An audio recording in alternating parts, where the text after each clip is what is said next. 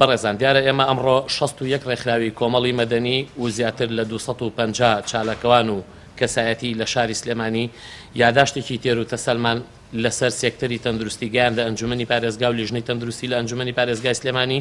بە مەبەستی ئەوەی کە بزانین ئێستا ساڵەکانی ڕابردوو نییە و نرخی کلینکە پزیشکەکان، نرخی سۆنەر و عیادەکان، نرخی ئیشاعەکان، نرخی حەپ و دەرمان هەر هەمان ئەو نرخانەیە کە لە ساڵەکانی ڕابردووە هەبووە و هەر ئەو نرخانەیە کە هەبووە لە پێشتردا و لە ساڵی 2012 و 2013 کە ئەو کاتەی بارودۆخی خەڵک باش بووە، بەڵام بەرژەوەندی هاوڵاتیان ئەمڕۆ ئیمکانێتی هاوڵاتیان ئەوەندە توانانیە، ئیمکانێتی مادی نییە، دەبوایە پێش ئەوەی ئێمە ئەم هەنگاوە بنین پزیشکە بەڕێزەکان خۆیان ئەو هەنگاویان بنایە بارودۆخی خەڵکی کوردستانیان لە بەرچاو بگرتایە، بارودۆخی دوای کۆرۆنا وەک بارودۆخی پێش کۆرۆنا نابێ. پزیشکە بەڕێزەکان خۆیان دەست پێشخەر بن لەم هەنگاوە، دەست پێشخەر بنەوەی نرخەکانیان دابەزێنن، نرخی کلینکەکان، نرخی نەشتەرگەری. ئێمە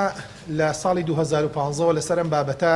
کاری جدیمان کردو لەگەڵ سندیکای پزیشکان دانیشتنمان کردو لەگەڵ بەڕێوەبەرایەتی گشتی تەندروستی سلێمانی چەندین جار ئەم بابەتەمان باس کردووە و بابەتێکی شێ پێڵەن سیمی پرایڤێت واتە کەرتی نیمچە حکومی کە ئەمەش بۆ ئەوە دانرا کە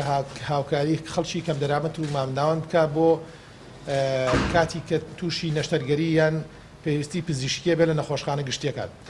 ئێمە وەکو لیژنەی تەندروستی لە ئەنجومەنی پارێزگا بۆ چارەسەری ئەم بابەتە بەڕوونی هەم بە وەزارەت و هەم بۆ بەڕێوەبەرایەتی گشتی تەندروستیمان وتووە تەنها بژاردەیان باشترین بژاردە بۆ چارەسەری ئەمە بەهێزکردنی کەرتی گشتی تەندروستیە. لە هەمان کاتە ئێمە کەرتێکی ترمان هەیە کە نۆرینگە پزیشکی ڕاوێژکاریەکان و نەخۆشخانە میلیەکان، ئەمانەش پێویستە حکوومەت دەعمێکی تەواو بکات. لە ساڵی 2014ەوە دەعمی دەرمانخانەکانیان ڕاگرتووە